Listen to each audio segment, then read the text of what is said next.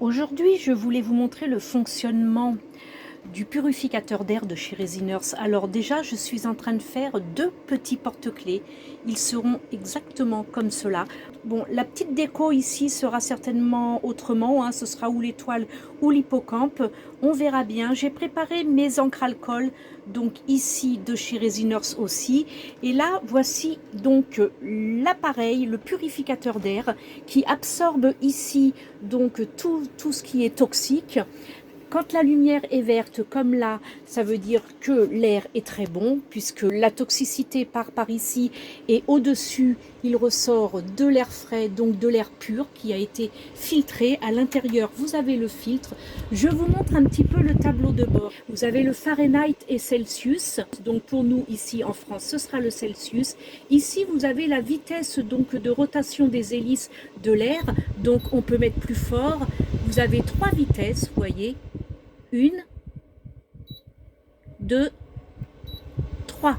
Voilà, moi je vais mettre à la vitesse 1, ça suffira. Sinon, vous pouvez mettre en auto, vous avez le temps. Et ici, vous avez donc marche-arrêt.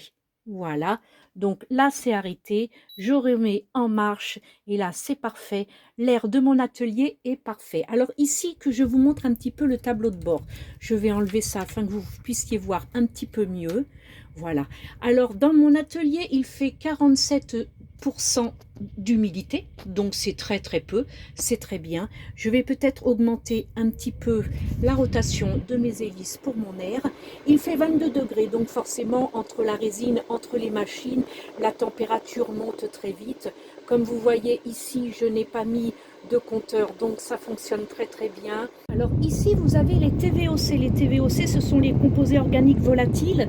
Donc en France, ils sont tolérés, du moins ils sont acceptés entre 200 et 300 mètres cubes pour un air de qualité, et au-delà de 1000, une ventilation accrue est nécessaire. Donc il vous faut absolument ce purificateur d'air pour pouvoir donc purifier l'air de votre atelier et travailler en toute sérénité, en toute sécurité. Et c'est pas que pour la résine, il a été conçu évidemment pour la résine, mais vous pouvez très bien l'utiliser pour purifier votre air intérieur à la maison. J'ai aussi mon fournisseur de matrices qui utilise des machines pour justement faire fondre son plastique et tout, pour créer mes matrices Crealab 3D que vous trouverez sur la chaîne YouTube. Il se sert aussi de ce purificateur parce que ces machines ramènent de la fumée toxique, bien évidemment, en faisant fondre son plastique, et il fonctionne aussi très bien.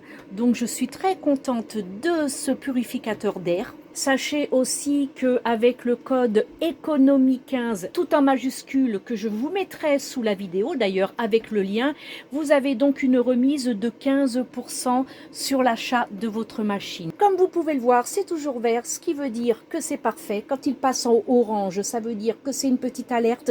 En rouge, votre purificateur, votre air de l'atelier est vraiment mauvais. Donc utilisez-le avec les hélices à fond, et bien entendu la fenêtre ouverte pour accélérer donc la purification de l'air de votre atelier.